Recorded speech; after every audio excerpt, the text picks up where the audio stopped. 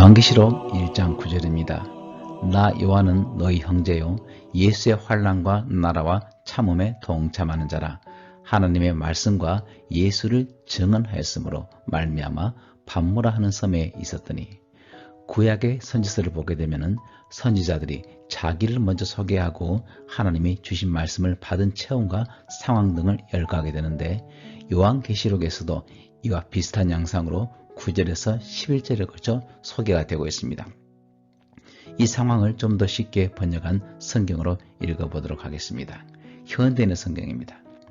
같은 형제이며 하늘나라 백성으로서 여러분과 함께 고난을 견뎌온 나 요한은 하나님의 말씀과 예수님에 대한 증거 때문에 밤모섬에 추방되었습니다.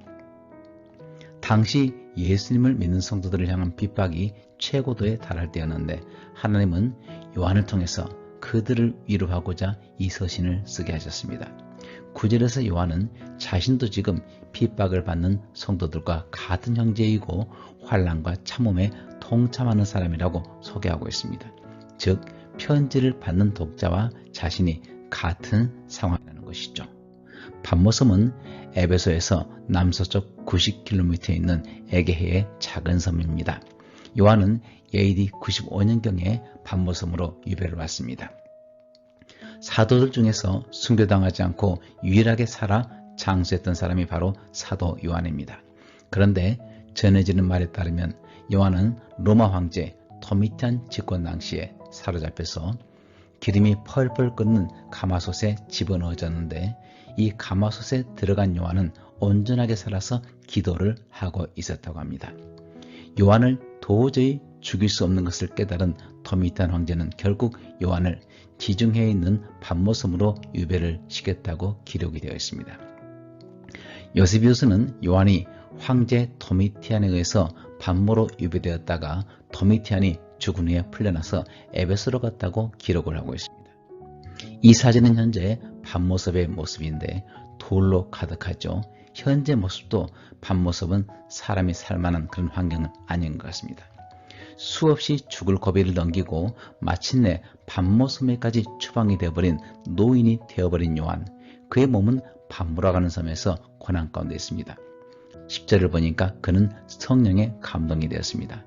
이것은 곧 그의 몸은 척박한 섬 밤모에 있지만 그의 영은 성령의 감동이 되어서 성령 안에 있음을 뜻하고 있는 것입니다.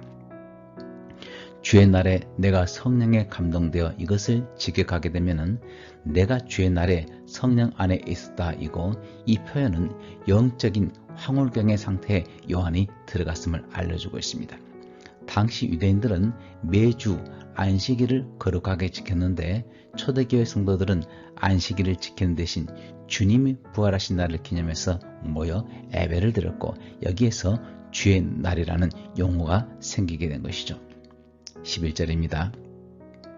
이르되 내가 보는 것을 두루마리에 써서 에베소서, 서머나, 버가모, 두아디라, 사데, 빌라델비아, 라오디게아 등 7교회에 보내라 하시기로, 몸을 돌이켜 나에게 말한 음성을 알아보려고 돌이킬 때 7 금초대를 보았는데, 요한은 예수를 증언함으로 인해서 고난을 받았고 밤모섬에 유배되어 고난 가운데 있었습니다. 그는 예수의 환난과 고난에 동참한 사람이었기 때문에 하나님 앞에 서 있는 깨어있는 자라고 할 수가 있죠. 그런데 주의 날에 성령에 감동되어서 나팔소리 같은 큰 음성이 요한의 뒤에서 들립니다. 그 음성이 무엇인지를 알아보기 위해서 요한은 몸을 돌이키게 되는데, 돌이키다 이 동사는 도덕적인 의미에서 쓰일 때 후회하다, 회개하다라고 쓰이기도 합니다. 1장 9절을 보니까 요한이 사로잡혀 고난받는 것은 예수를 증거하기 때문이었습니다. 그런 하나님의 사람 요한이라 할지라도 하나님의 음성이 들릴 때 그 음성을 알아보기 위해서는 돌이킴이 필요했습니다. 매일의 삶을 살아갈 때 우리에게도 돌이킴이 필요합니다. 몸을 돌이켜야 하나님을 볼 수가 있고 그분의 계시를 볼 수 있기 때문입니다. 아침에 잠을 깰 때 그때부터 돌이켜야 됩니다. 하루를 살아가면서 수시로 주님께 돌이켜야죠. 저도 살다 보면은 재물을 향한 욕심이 들기도 하고 세상 자랑과 향락을 누리기 위한 유혹이 생기기도 합니다. 하나님이 주시는 계시를 보기 위해서는 돌이켜야 됩니다. 돌이키지 않으면 하나님을 볼 수가 없습니다. 12절에 7 금촛대가 나오는데요. 이 촛대라고 하면은 흔히 이 사진과 같이 초를 꽂아 놓는 대를 생각하는데 실제로는 그렇지 않습니다. 이것은요, 등불이 놓인 대를 뜻하고 있습니다. 히브리어로 이것을 메노라라고 하죠.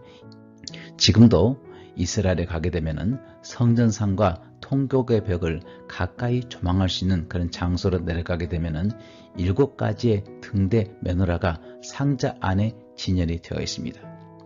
또한 이스라엘 공식 마크를 보게 되면은 올리브 나무가지가 옆을 감싸고 있는 메노라를 볼 수가 있죠. 이 편지를 받을 수신자는 바로 7교회입니다. 그러므로 여기에서 7 금촛대는 7교회를 상징하는 것이죠.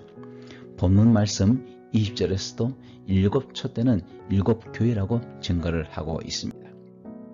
13절입니다. 촛대 사이에 인자 같은 이가 발에 끌리는 옷을 입고 가슴에 금띠를 띠고, 촛대는 7교회를 뜻하는데 촛대 사이에 계셨다는 것은 7 금촛대 한가운데 계셨다는 것이죠. 인자는 예수 그리스도이시고 발에 끌리는 옷을 입고 가슴에 금띠를 띠고 있다는 것은 대제사장이신 예수님을 뜻하기 때문에 이 구절의 뜻은 대제사장이신 예수께서 7교회 한가운데 계시면서 교회를 보호하시고 돌보심을 뜻하고 있습니다. 예수님을 대제사장으로 기록한 또 하나의 구절이 있죠. 히브리서 저자는 예수님이 우리의 대제사장이심을 이렇게 기록을 했습니다. 히브리서 4장 현대인의 성경입니다. 우리에게는 하늘로 올라가신 위대한 대제사장이 계십니다. 그분이 바로 하나님의 아들 예수님이십니다. 그러므로 우리가 고백하는 신앙을 굳게 지킵시다.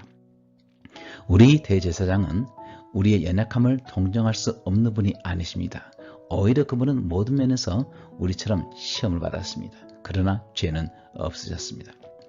히브리서 기자가 이 서신을 기록할 때도 그리스도를 믿는 성도들은 극심한 박해를 받고 있었기 때문에 박해 가운데 있더라도 절대로 그리스도를 비교하지 말고 끝까지 믿음을 지키기를 원하는 간절한 바람을 가지고 대제사장이 되시는 예수님, 그들이 당하는 시험과 같은 시험을 당하셨던 예수님을 계시하였습니다. 이 예수께서 촛대 사이, 즉 교회 사이에 계시면서 핍박을 받는 교회를 보호하고 계시는 것입니다. 14절입니다.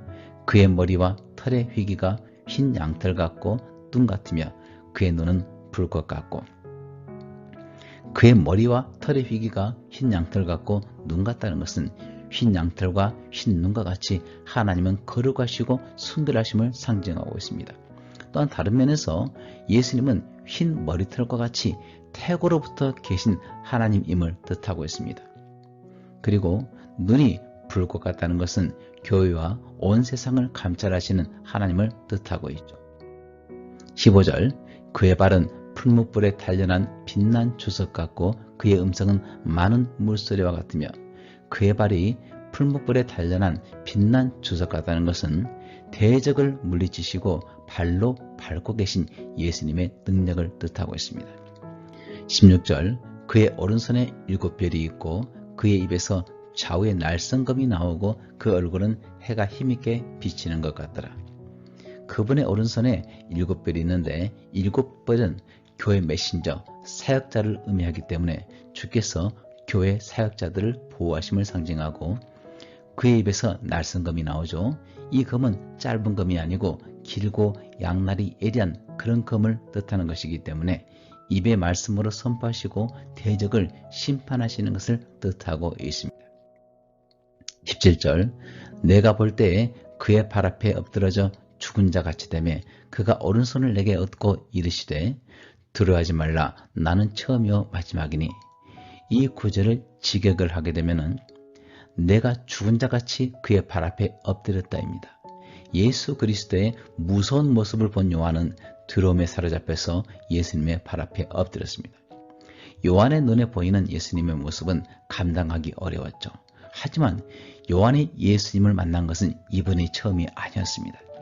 그는 수십 년 전, 그러니까 60여 년도 전에 예수님을 알고 있었고 육신으로 오신 예수님을 만났습니다. 다음 구절은 요한이 예수님과 어떤 관계였는지를 잘 설명하고 있습니다. 요한복음 13장입니다. 예수의 제자 중 하나 곧 그가 사랑하시는 자가 예수의 품에 의지하여 누웠는지라. 시몬 베드로가 머리짓을 하여 말하되 말씀하신 자가 누구인지 말하라 하니 그가 예수의 가슴에 그대로 의지하여 말하되 주여 누구니이까. 예수께서 잡히시기 전에 저녁을 잡수실 때 겉옷을 벗고 수건으로 허리에 두르신 후 대야에 물을 떠서 제자들의 발을 씻어주십니다.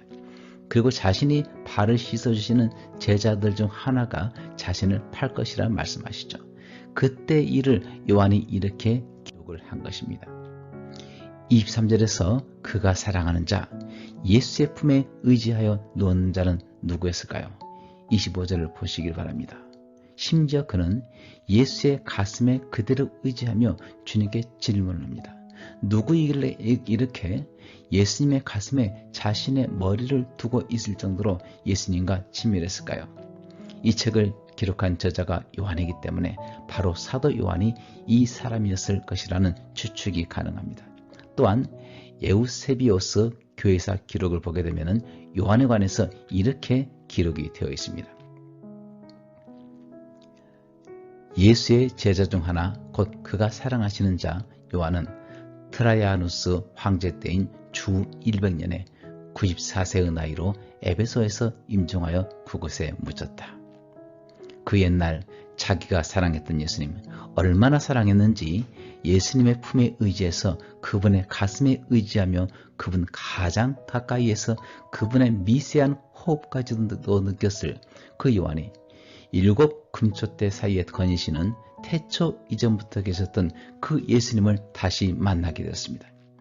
예수님을 증언하다가 밤모섬에 유배를 당했기 때문에 수십 년 만에 다시 만나게 되었으니 반가운 마음에 다시 예수님의 품에 안겼겠습니까? 그렇지 않습니다. 예수님의 품에 안기기는 고사하고 예수님의 발 앞에 죽은 자와 같이 되어서 몸이 완전히 바닥에 밀착이 되어 엎드러져 버렸습니다. 그토록 사랑하던 예수님을 만나는데 어찌된 일입니까? 사도 요한이 전에 배웠던 그 예수님은 지극히 연약한 육신을 가진 인간의 모습이었죠. 그분은 음식을 못 드시면 배고파 하셨고 먼 거리를 걸어다니면 피곤해서 사마리아에 있는 우물에서 휴식을 취하셨고 잠을 못 주무시면 너무나 피곤해서 폭풍우가 몰아치는 배에서도 잠을 주무셨습니다. 죽은 사랑하는 친구 나사로로 인해서 눈물까지도 흘리셨죠. 로마 군병들에게 잡히시기 전 다음날 당해야 될 끔찍한 죽음을 미리 생각하시며 얼마나 힘이 드셨는지 그 죽음의 스트레스 때문에 추운 밤에 기도하셨지만은 흐르는 땀방울이 핏방울과 같이 떨어졌던 예수님이었습니다. 사람들이 뺨을 때리면 맞아야 했었고 사람들이 침을 뱉으면 그대로 얼굴에 침이 묻었습니다. 군병들이 그분의 손에 못을 박아도 발에 못을 박아도 아무런 힘을 쓸 수가 없었던 그런 예수님이었죠. 예수께서 십자가에 달려서 높이 들리실 때 그 밑에서 예수님의 육신의 어머니와 함께 발을 동동거리며 요한은 그렇게 예수님의 죽음을 눈으로 목격했습니다. 하지만 예수님이 다시 요한에게 나타나셨을 때 나약한 인간의 모습이 아닌 알파와 오메가, 처음과 나중에 되시는 영원히 존재하시는 하나님의 모습으로 나타나셨죠. 그 나타나시는 모습이 얼마나 무서웠는지 요한이 그만 엎드러져 버렸습니다. 이 단어의 어원적인 의미는 내려가다, 떨어지다, 무너지다 그런 뜻을 가지고 있습니다. 예수님을 만난 요한은 그만 떨어지고 무너져 버렸습니다. 2000년 전 육신의 모습으로 오셨던 예수님은 우리를 구원하러 오신 구세주이십니다. 하지만 요한이 다시 본 예수님, 태고로부터 계셨던 하나님, 만물을 발 아래 두고 불꽃 같은 눈으로 다시 오실 예수님은 무서운 재판관의 신분으로 오실 것입니다. 여러분은 다시 오실 예수님을 맞이할 준비가 되어 있습니까? 수십 년 전 예수님의 품에 누워서 예수님을 그토록 사랑했던 요한이었지만 다시 뵌 예수님은 그 입에서 사랑의 말씀이 나오지 않고 무서운 날성검이 입에서 나왔습니다. 저와 여러분도 요한이 뵀던 것처럼 예수님을 다시 뵙게 될 것입니다. 그때 예수님을 어떻게 대하겠습니까? 예수의 환난과 나라와 창모에 동참했고 예수를 증언하였음으로 인해서 박해를 받아 밤모섬에 유배를 간 그런 요한이었지만, 그토록 예수님을 사랑했고 예수님을 위해서 목숨을 바친 요한이었지만, 다시 오시는 예수님을 맞이할 때 두려움과 공포에 떨어야만 했습니다. 여러분은 다시 오실 예수님을 맞이할 준비가 되어 있습니까? 하나님을 사랑한다고 고백하는 사람은 그분과의 친밀함을 가지죠. 저는 아침에 일어날 때 하나님을 사랑한다고 고백합니다. 여러분도 그럴 것입니다. 하나님은 사랑이시기 때문이죠. 그런데 다른 한면에서 하나님은 공의의 하나님이시고 심판의 하나님이십니다. 그러므로 우리는 하나님을 사랑한다고 말할 뿐 아니라 하나님을 경외한다고 고백해야 됩니다. 하나님을 마땅히 두려워해야 됩니다. 주께서 다시 오실 때 불꽃 같은 눈으로 우리를 감찰하실 것입니다. 풀무불에 단련한 빛난 주석처럼 우리를 심판하실 것입니다. 이제 그분은 다음과 같이 자신이 영존하시는 분임을 말씀하십니다. 18절입니다. 곧 살아있는 자라 내가 전에 죽었었느라 볼지어다 이제 세세토록 살아있어 사망과 음부의 열쇠를 가졌노니. 아무나 이런 말을 할 수가 없죠. 이 세상 어떤 사람도 내가 지금 살아있는데 전에 죽었었고 앞으로 영원토록 살아있을 것이라고 말할 사람은 없습니다. 그러나 예수께서는 이렇게 말씀하시는 것이죠. 나는 살아있다. 그리고 전에 죽었었다. 보라, 나는 영원히 살아있다. 그런 내가 사망과 음부의 열쇠를 가지고 있다. 사망은 죽음을 뜻하고요. 음부라고 하는 것은 헬라어로 하데스라고 하는데, 하데스는 일반적으로 사람이 죽게 되면은 죽은 자가 거할 거처를 뜻하고 있습니다. 많은 성경이 구절에서 음부는 죽은 자들이 잠시 일정한 한정된 기간 동안 머무는 장소로 기록이 되었습니다. 이 주장을 뒷받침하는 한 구절을 읽어보도록 하겠습니다. 사도행전 2장 27절입니다.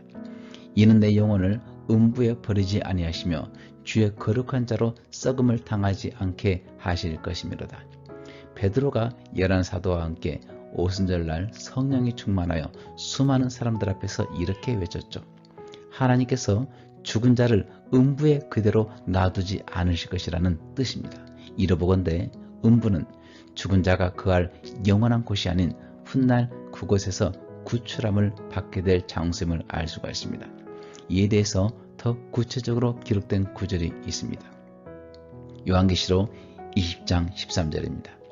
바다가 그 가운데서 죽은 자들을 내주고 또 사망과 음부도 그 가운데서 죽은 자들을 내주매 각 사람이 자기의 행위대로 심판을 받고 사망과 음부도 불못에 던져지니 이것은 둘째 사망 곧 불못이라.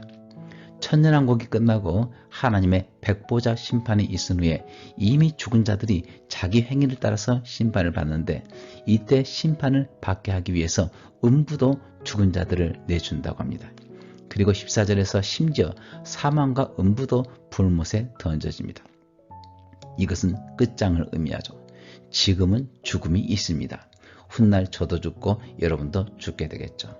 왜냐하면 우리 시대에는 죽음이라고 하는 것이 존재하기 때문입니다. 하지만 천년왕국이 지난 후에 최후의 심판이 있을진데, 그때는 사망과 음부도 더 이상 힘을 잃고 불못에서 끝나게 됩니다. 사망도 없어지고 음부도 없어진다는 것이죠. 흔히 어떤 문제에 닥칠 때 그 문제를 해결할 수 있는 방법을 뜻할 때 키, 즉 열쇠를 말하고 있습니다. 문제라고 하는 문은 굳게 닫혀 있는데 그 문을 열려면 그 문을 잠그고 있는 자물쇠를 열어야 하기 때문에 열쇠가 필요한 것이죠. 어떤 문이든 열쇠만 있다면 그 문을 열 수가 있습니다. 제가 중학교 다니던 시절 제 형은 기계 공고를 다녔었는데 그때 한창 유행했던 도구가 있었습니다. 이 맞는키라고 불리던 것인데, 공고 다니던 형들이 셋톱을 그라인더로 갈아서 열쇠 모양을 만들었습니다. 그런데 참 신기하게도 당시 사용되었던 웬만한 열쇠는 어떤 형상과 모양에 관계없이 이 맞는 키를 조금만 집어넣었다가 자꾸 빼게 되면 열쇠를 열 수가 있었습니다. 지금이야 열쇠 형상이 워낙 복잡해서 어렵지만은 40여 년 전에는 비교적 단순했기 때문에 저도 형에게 부탁을 해서 맞는 키를 하나 소지할 수가 있게 되었습니다. 실제 이 열쇠를 사용해서 자물쇠를 열기도 하면서 친구들에게 자랑을 하고 다녔죠. 인류의 처음부터 지금까지 인류가 해결할 수 없는 가장 큰 문제는 바로 죽음입니다. 아무리 큰 영토를 가진 황제라 할지라도 이 문제를 해결할 수는 없어서 한번 들어간 죽음의 문을 다시 열고 나올 수는 없었습니다. 왜냐하면 죽음의 문을 열고 나올 수 있는 열쇠가 없었기 때문입니다. 하지만 예수님은 이 일을 이루셨습니다. 그분은 십자가에서 죽임을 당하셨고 사흘 후에 하나님은 그분을 죽음에서 부활시키셨습니다. 인류를 묶고 있는 죽음이라는 그 문의 열쇠를 열어서 죽음에서 부활로, 어둠에서 빛으로, 멸망에서 영생으로 옮기신 것입니다. 죽었다가 다시 부활하신 예수께서 요한에게 나타나셨습니다. 그리고 이렇게 말씀을 하시는 것입니다. 나는 살아있다. 그리고 전에 죽었었다. 보라, 나는 영원히 살아있다. 그런 내가 사망과 음부의 열쇠를 가지고 있다. 지난 한 주간 여러분은 어떤 문제의 문에 부딪혔습니까? 저 역시 지난 한 주간 적지 않은 문제의 문에서 열쇠를 찾느라 수고를 했습니다. 우리 인생길은 어찌 보면은 수없는 문제의 문을 접하게 되고 그 문을 여는 열쇠를 찾으라 수고하고 찾게 되면은 그 문을 열고 다시 또 새로운 문을 향해 가는 그런 인생인 것 같습니다. 지금까지 우리는 이런 과정을 겪었고 앞으로도 겪을 것입니다. 그런데 우리 가운데 누구도 열 수가 없는 하나의 문이 있는데 이것이 바로 사망과 음부의 문입니다. 저는 자주 죽음에 관해서 생각을 합니다. 왜냐하면 제가 아무리 부인한다 할지라도 어차피 접하게 될 인생 가장 큰 문제의 문이고 제 힘으로는 해결할 수가 없는 문이기 때문입니다. 사망의 문으로 들어간 후에 누가 여러분을 그곳에서 구출해낼 수가 있습니까? 누가 저와 여러분을 사망의 문을 열고 나올 수 있도록 할 수가 있습니까?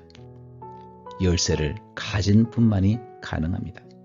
그분이 바로 사망을 이기고 부활하사 사망과 음부의 열쇠를 가지고 계신 주 예수 그리스도이십니다. 우리 인생의 모든 문제의 해답은 주 예수님께 있습니다. 그분께 열쇠가 있기 때문입니다. 심지어 사망도 음부의 닫힌 문까지도 주께서 여셔서 우리로 죽음을 거쳐 부활의 영광에 참여하도록 인도해 주실 것입니다.